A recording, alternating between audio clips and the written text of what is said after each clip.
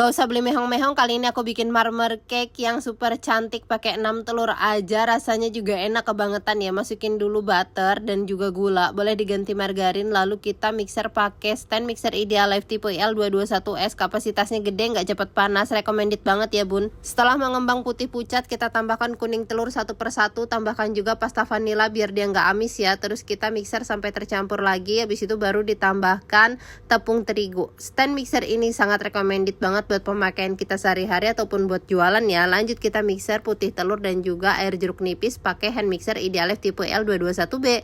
Kalau udah kita campurin adonan 1 dan adonan 2 dengan cara diaduk balik sampai tercampur rata. Usahakan jangan sampai dia masih ada yang bergerindil ya, sisihkan. Lanjut ini aku seduh coklat dengan air panas. Terus kita masukkan adonan, aku bagi 3 ya. 1 aku kasih pasta pandan, 1 biarkan original. Tuangkan ke dalam cetakan yang udah diolesin Carlo. Kita selang-seling, jangan lupa dihentakkan. Lalu kita oven pakai air fryer 6-in-1 by Idealife tipe EL200A. Dan ini recommended banget ya. Selain buat nge-air fryer, bisa banget buat nge-oven.